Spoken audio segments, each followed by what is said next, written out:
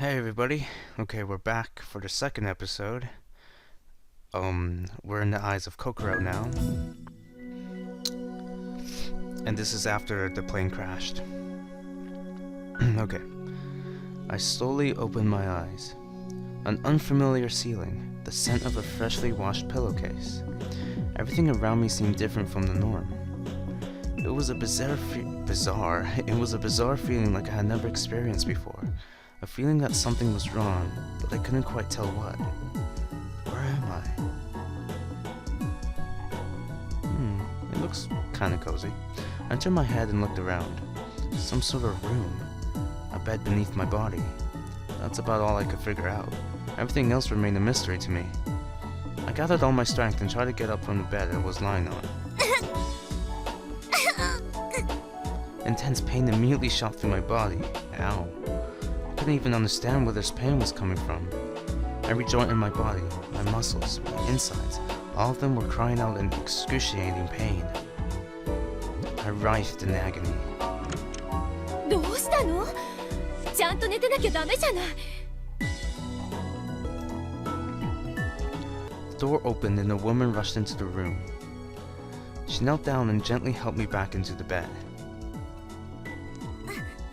Oh. And during the pain coursing through my body, I took a closer look at the woman's face. She frowned as a confused look appeared on her face. Amnesia? Probably from the crash. Would make sense.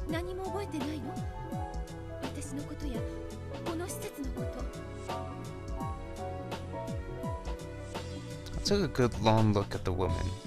Brown skin with ash brown eyes. Her features didn't give you the impression that she was a typical Japanese person. Maybe she was half Japanese? In any case, I can definitely say that I haven't met her before.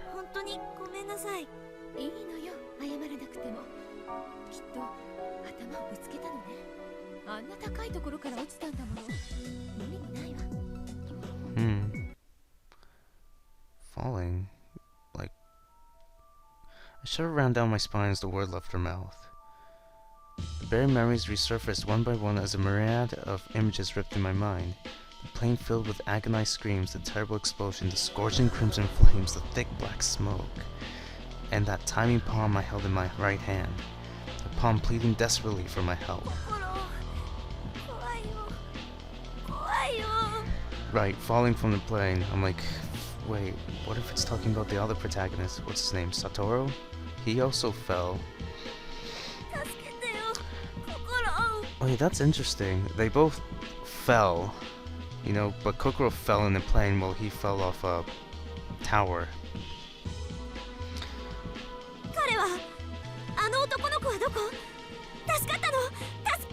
Oops. I threw off the blanket and jumped up from the bed. But the next moment, a scorching pain once again ran through my body, draining any remaining strength I had left. And once again, I collapsed back onto the bed.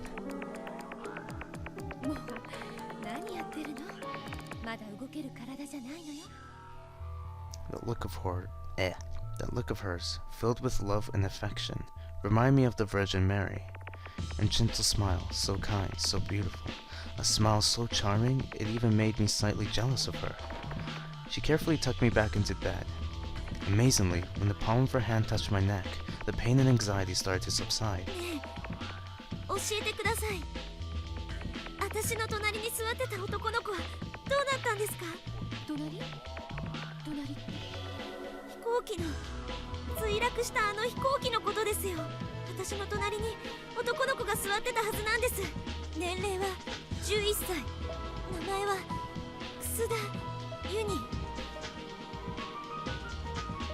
When I said that, her expression suddenly changed. Oh, interesting, huh? What's happening?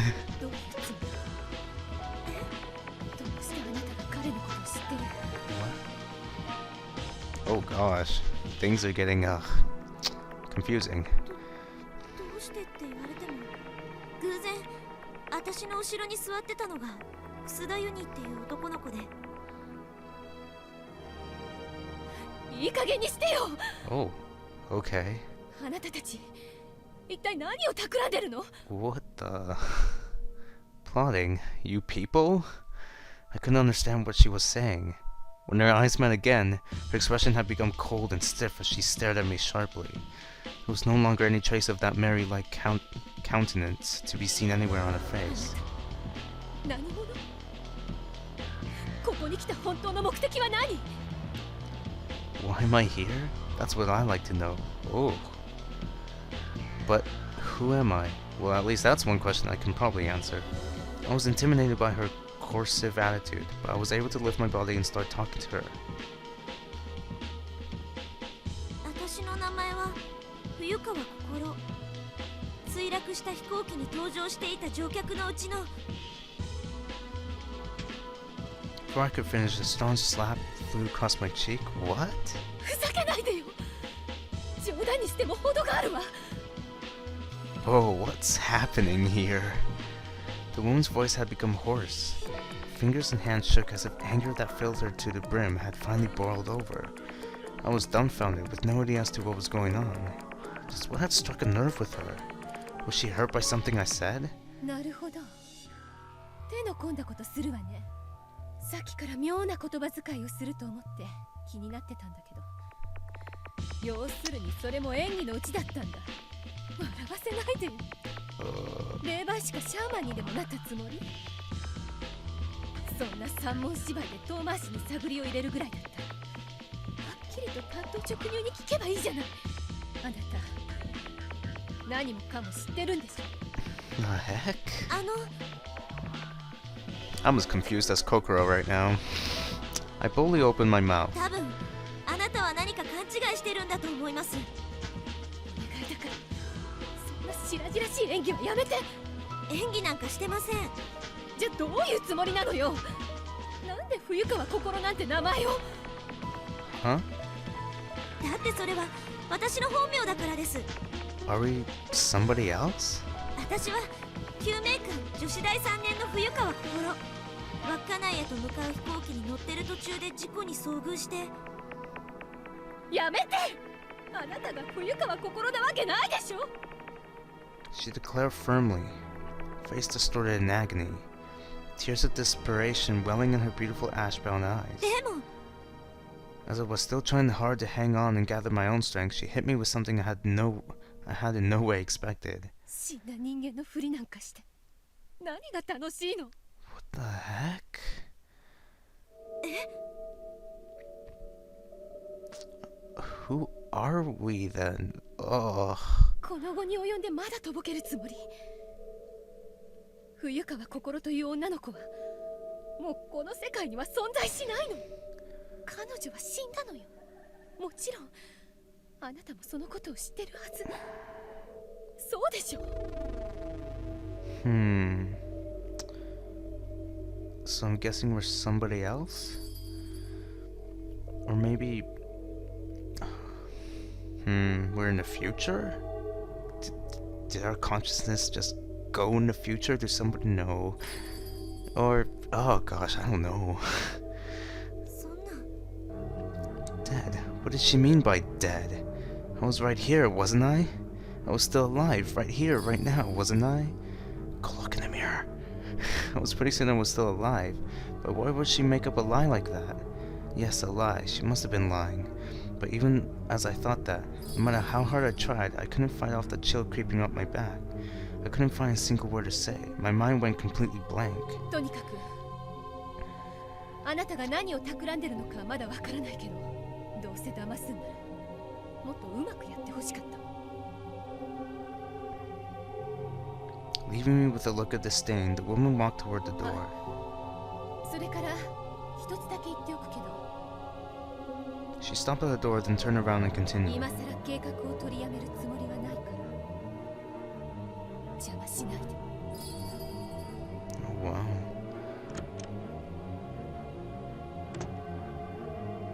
In those quiet words she left behind, amongst other things, I could feel a distinct sense of sadness.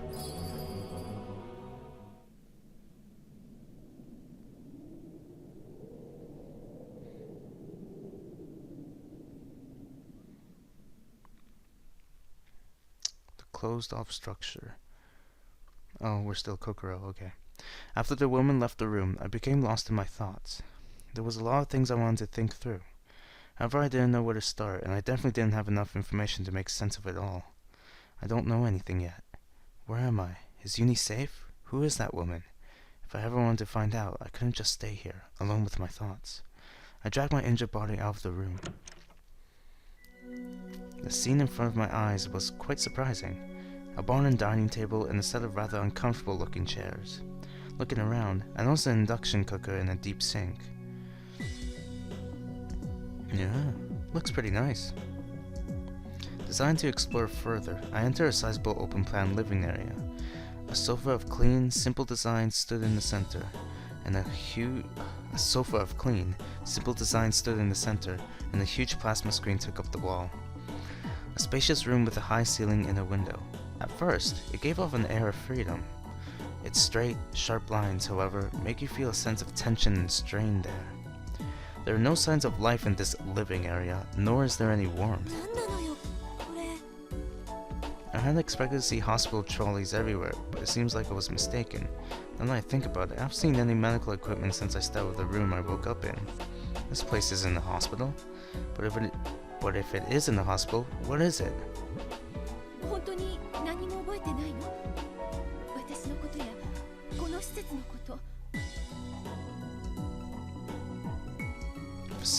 Facility for what? Also, I did indeed read the tips. Gives you some background for some of these things. Missing this one though. I'm guessing I'll get this one if I chose a different choice in the beginning.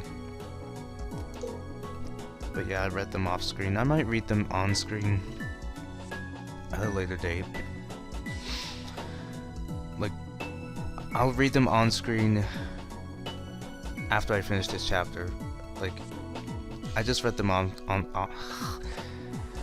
just read them off screen because I wanted to, but I'm guessing there'll be much more important later on. So after each chapter, I'll read them on screen. I was becoming more curious by the moment. I wandered around the room aimlessly, inspecting it more closely. There was a window in the kitchen. The window spanned the length of the wall, from the floor to the ceiling. Beyond the window spread a darkness darker than black. Occasionally, sparkling lights could be seen floating downward, most likely snow. There wasn't much more to be seen from that window, except for the reflection of the room I was in. Something resembling a computer stood on a desk near a divider between the living area and the kitchen floor. I say something resembling a computer because there was no actual computer anywhere to be seen. A 17-inch display monitor, a keyboard, and a mouse are all that stands on the slick white desk. The cables from the equipment made their way under the flooring. There's a huge door for a front entrance and 4 other, more plain-looking doors. In the corner of the kitchen, there's also a staircase with a handrail leading somewhere downward. Ooh, a map. After walking around the room on wobbly legs, I tried to make out a floor plan in my mind. Although, with that said, this image is most likely far from perfect. And that woman that I saw before seems to have disappeared. My joints produce sharp bursts of pain whenever I move, but I don't feel like returning to the room I woke up in. I decide to... Oh, okay, our next choice. Try leaving through the main entrance. Go downstairs.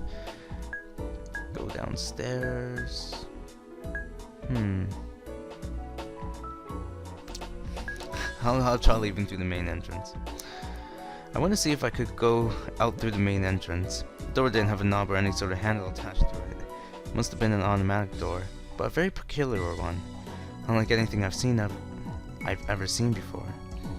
It's made of some sort of metal, but that's about all I can make out about it. I wonder how thick it is. It seemed to be so sturdy that a shell shot from a tank would have little chance of taking it down. I stood in front of the door.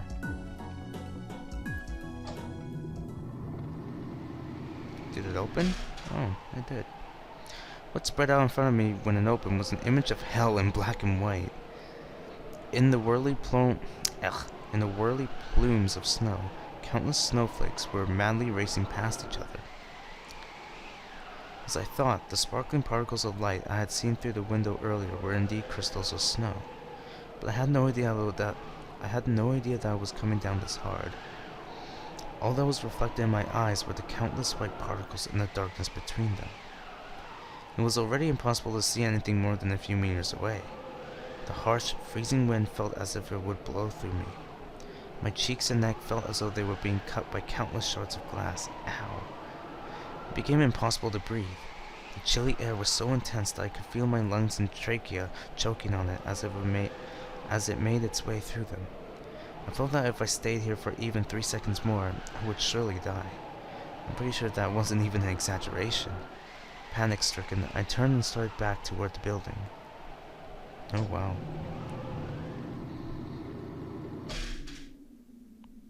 It was nice and warm inside. This was the kind of warmth that a human could survive in. I breathed a sigh of relief. The thundering roar of the wind was so loud that it could be clearly heard even indoors. I hadn't noticed the sound of it until now, but that's probably because my mind had been preoccupied with other things. Anyway, I doubt anyone could be outside in this kind of weather. Except for the truly curious or adventurous, there's just no way anyone would venture out into the middle of that snowstorm. Now that I caught my breath, I decided to explore the other parts of the facility. Maybe I should take a look downstairs next. I went down the staircase beside the kitchen.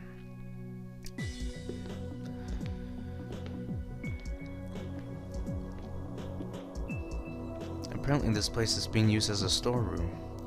There are provisions,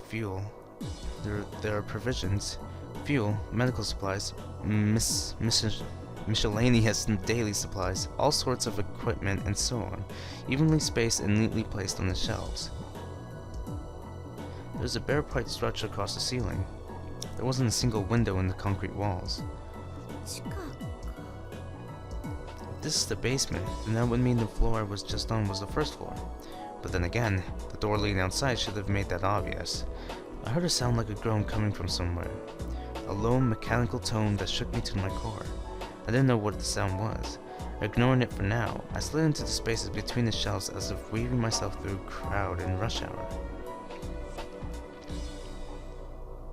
It was about as wide as the floor above. There weren't any places I could call interesting, and I didn't think anyone could be hiding anywhere around here. Wait. Yeah, I heard a faint sound. It sounded like a small animal running around. Perhaps a rat that had settled in here? When it comes to rats, Okay, personally,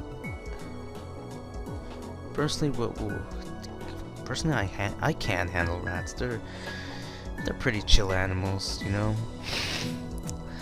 I wouldn't say that I can't handle rats. However, I had no interest in looking for one so I could capture it. Yeah, basically me. I returned to the first floor.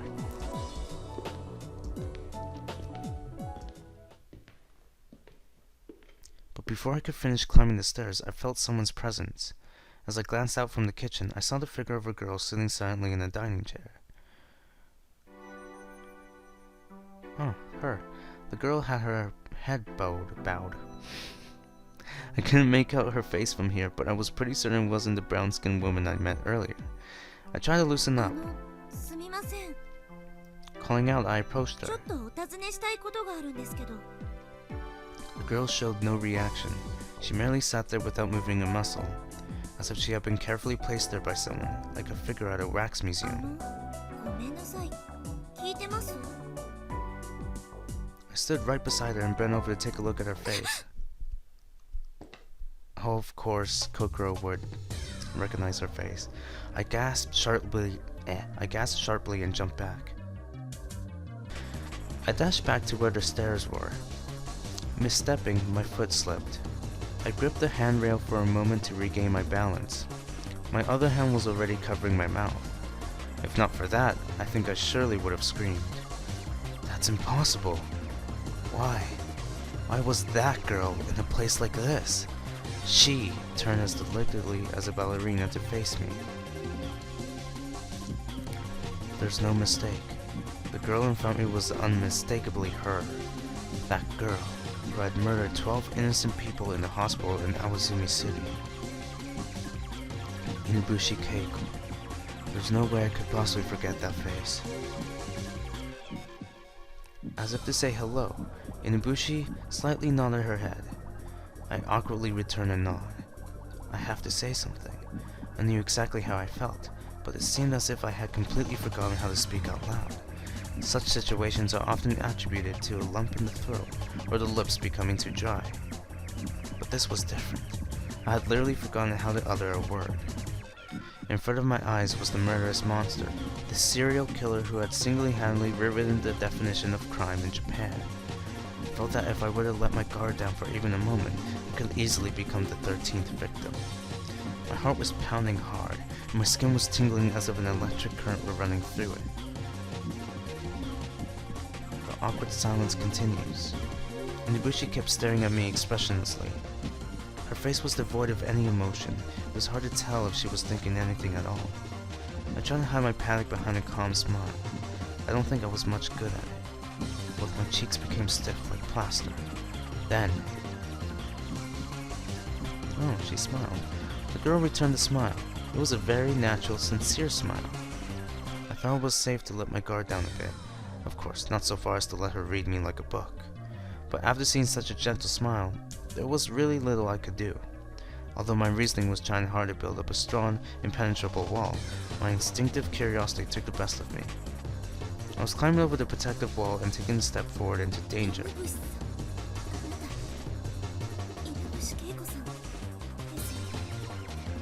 My voice quivered and gave away my nervousness.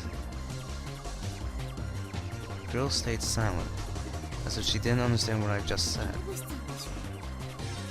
I asked the same question again, but the girl just tilted her head. It couldn't be a different person. No, that's impossible.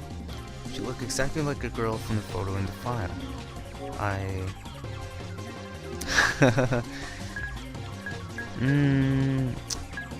I'll ask indirectly. なんて言えばいいのか、あなたは淡住市で起きた事件のですよね。違いますか？ She looked as if she was lost in thought, but then she shook her head gently. 嘘でしょ？私知ってるんですよ。実はあの事件のことちょっと調べて。 As if trying to gauge her reaction, I slowly started through that sentence, but Inibushi Keiko just kept looking at me with her mouth shut. She didn't even look the least bit flustered.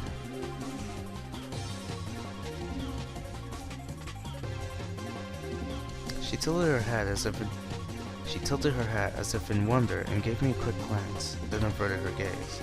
She threw me a second glance, and at that moment, as if having lost her temper, the girl stood up forcefully. She turned my way and started walking vigorously toward me. Oh snap. Flinching, my face twitched as I shrank away. In what seemed like a moment, she had my back up against the wall. And even then, the girl didn't stop moving. Breaking through my protective wall and ignoring all my warning scissors, she entered my personal space. And I'll read that after the chapter's done. There was nothing more to be done. She was at a distance that would make any kind of resistance futile. Immediately after I squeezed out those words, the girl firmly gripped both my shoulders. I tried to scream, took a deep breath, but before I could let out a sound, the girl covered my lips with her palm. It's all over. I braced myself and squeezed my eyelids tightly shut.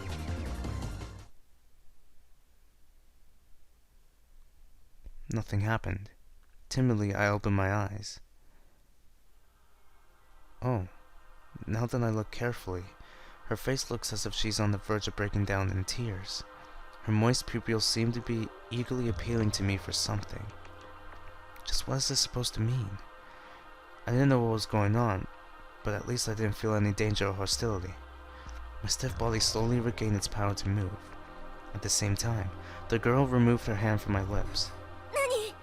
何が言いたいの？ While giving me a look, which was apparently asking me for something, the girl shook her head back and forth. どうしたの？ Even when trying to ask for something, the girl spoke no words. Again, all she does is shake her head. それじゃわからないじゃない。何か言ってよ。 The girl pointed to her own throat. While doing so, her other hand is flapping and waving as if fanning the air. A gesture? If that's it, this action probably means... Yeah. Yes, yes, yes, the girl nods over and over again. In short, she isn't able to speak. However, that wasn't all she wanted to tell me. After I had deciphered her last thought, the girl had stuck out the palm of her hand toward me. Wait here is what she probably meant. 分かったけどどこ行くの？ Without answering, the girl left my side. She's looking around the kitchen restlessly in search of something.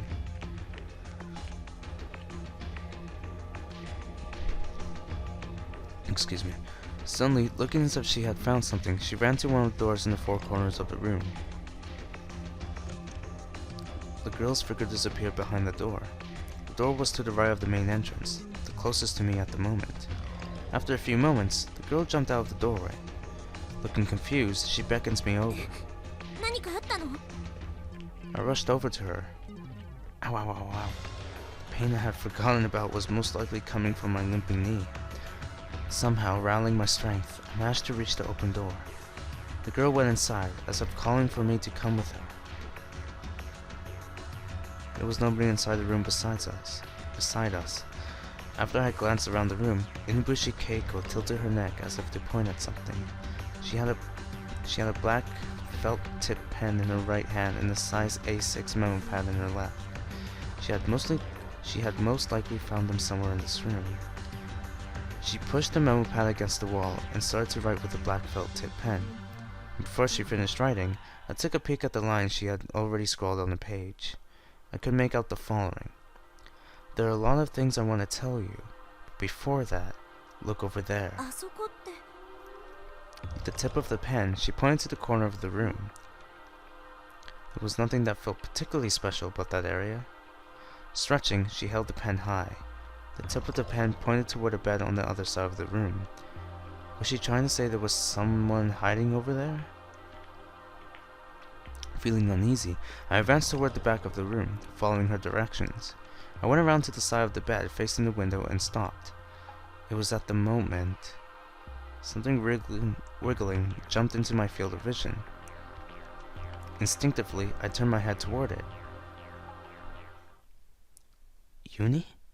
ユニ助かったのね I blurted out spontaneously. I took a closer look. There was no mistaking it.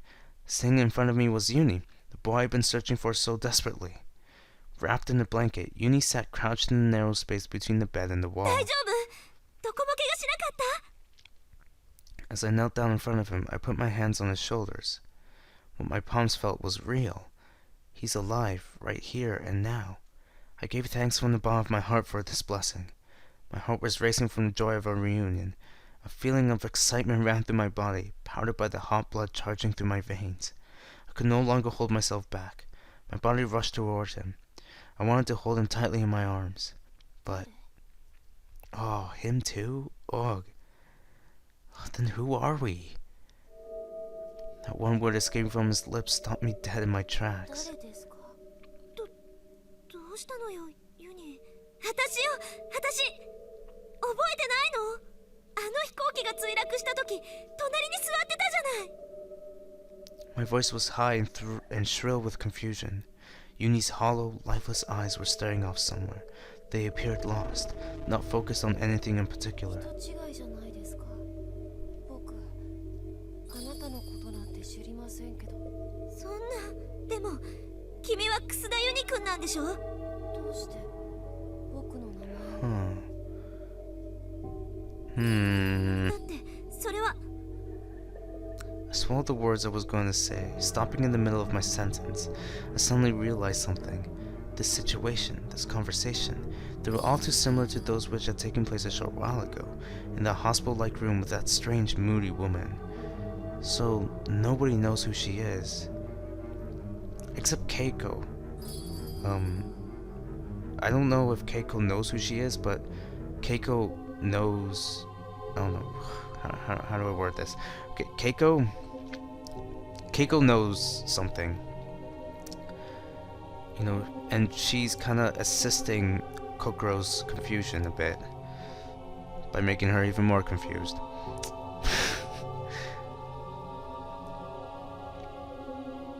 And now, although I clearly remember Yuni, he didn't seem to have any clue as to who I was.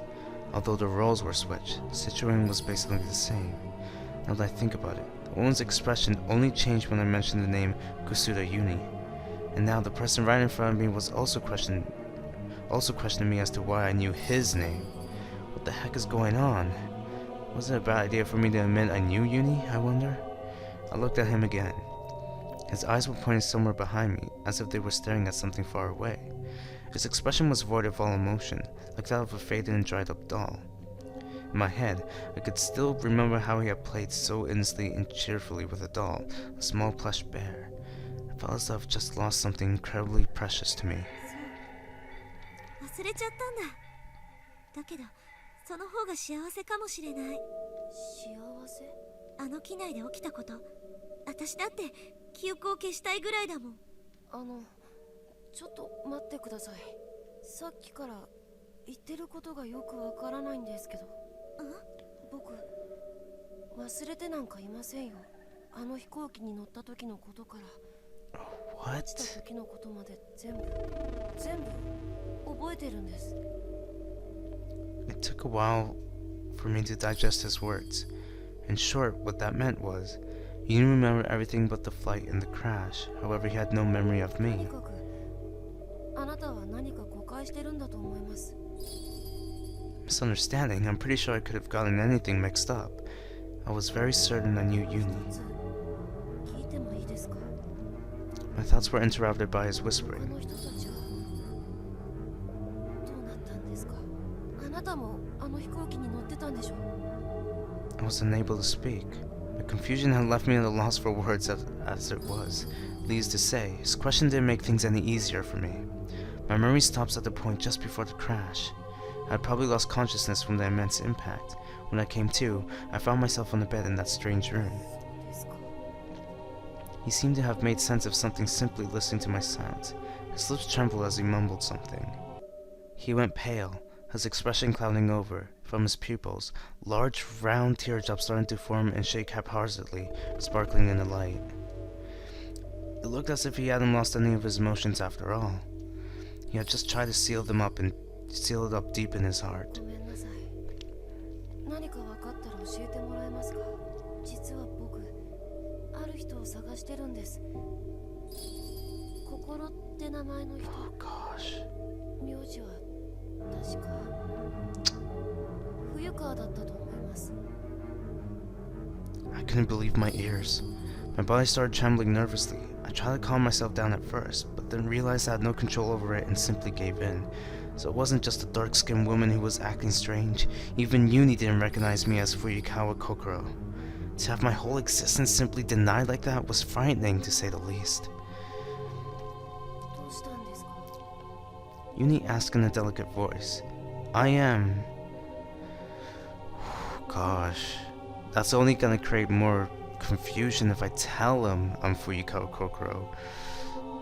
Oh, should I or should I not? Maybe I'll tell him eventually? Oh, let's see. I think I'll tell him now. Okay, yeah, sorry about that. Anyway, tell him that I'm Fuyukawa Kokoro. I couldn't help but tell him again that I myself am Fuyukawa Kokoro. No one else, only the me who's here right now, the true ユ me. ニ、よく聞いてね。君が探してる人、冬川心という名前の乗客は助かったわ。本当に？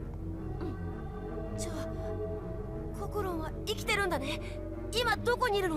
ココロンに合わせて僕をココロンのいるところに連れてって。 Uni seemed to take heart from this, and he moved closer to me. I knew it would most likely be useless, but I couldn't help saying it. ここにいるじゃない。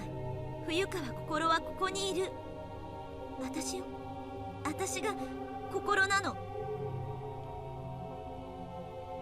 As I told him that, his pupils behind his glasses sharpened. His face showed neither suspicion nor doubt, but complete and utter denial. Uni glared at me, his expression hostile. さっきから何わけのわかんないこと言ってんの？あなたが冬川心なわけないでしょ？ This was the second time I heard those words.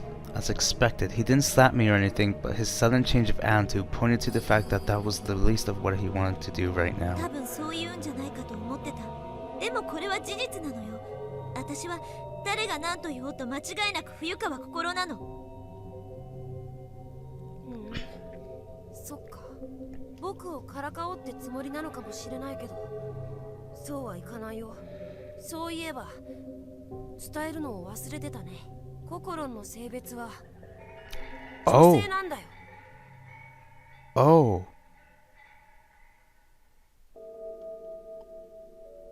Oh, okay. So we are somebody else. A boy?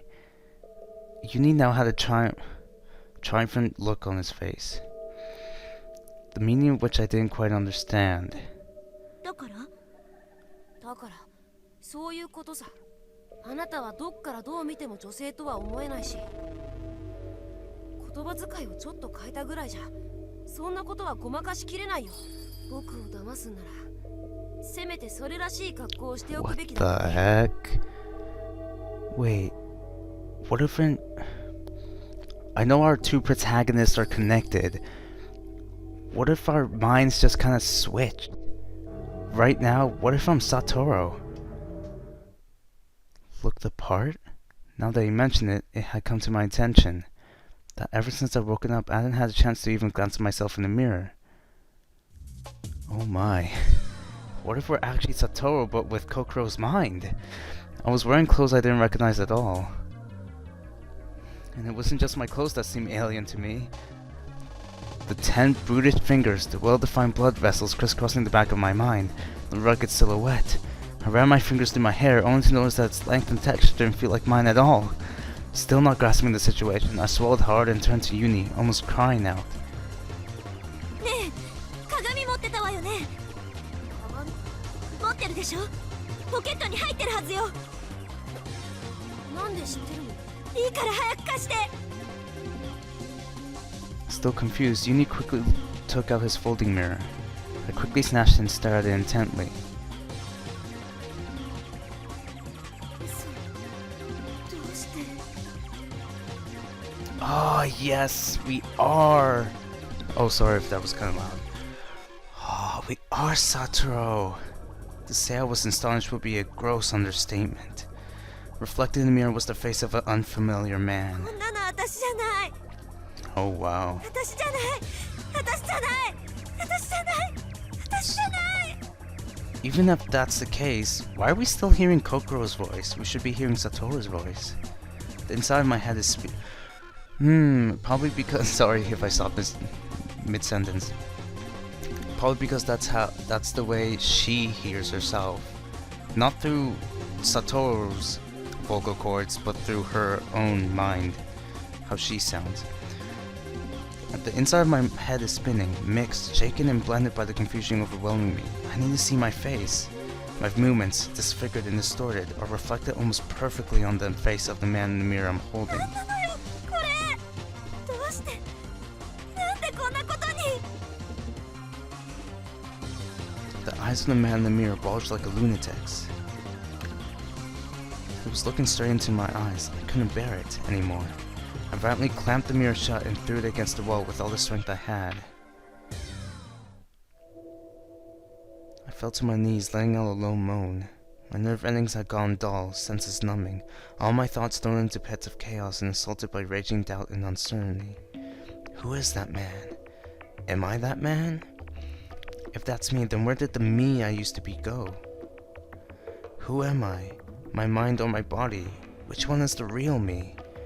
I don't know. Something has gone horribly wrong. The world wasn't the world I knew anymore. Now that I think about it, ever since I woke up, I've been feeling a strange, uneasy sense of, for lack of a better word, incompatibility. Now I finally knew the reason why. It felt as if the world was starting to reject me, and slowly I began to disappear. Overwhelmed by loneliness and neglect, my own existence started to fade.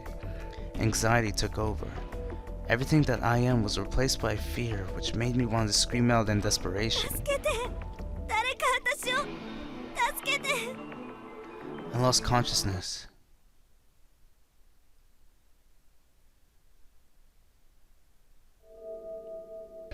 I had a dream. To me, who had lost all sense of time, the dream felt like it lasted forever. Or was it just for a moment? There was no light. I couldn't see anything. I could only hear a pleasant, steady pulse, like an unborn child floating in the amniotic fluid, wrapped up in a calming and safe warmth. It felt as if all my sins had been forgiven. All the anxiety and horror within me melted and slowly diffused into the amniotic fluid, disappearing without a trace. I let my body go with the flow as I drowned in the ever-present warmth and lost myself in ecstasy. Here, it felt like I was the only, absolute, and all-powerful existence. I was at the center of the universe. I didn't want to think about anything else anymore. I just wanted to stay like this forever. I didn't care if it was just a dream. Even if it was just a tranquil illusion, it was one which I preferred to that horrible reality. But a dream will never be more than a dream, which one must eventually awake from. And without any warning, that moment of awakening came violently.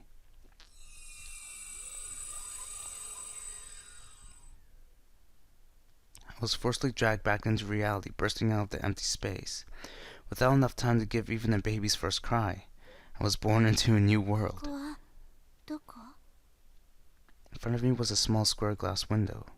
The open palm of my right hand was pressed tight against the glass. I lowered my palm from the window. A palm print remained clearly visible on its cloudy white surface. I rubbed it off with my sleeve and a familiar image appeared. 私 What the? What the? But weren't we Satoru? I think I'll stop here. I think it's a good place to stop. Right, plus I'm busy, so I have to stop recording. So wow, interesting. That's very interesting. So our mind just went into Satoru's, but then we came back, or what? But didn't they say we were dead? And how did that old woman know us? Oh, hopefully those questions will be answered, but I know some questions won't be answered. Oh. Anyway, see you next episode.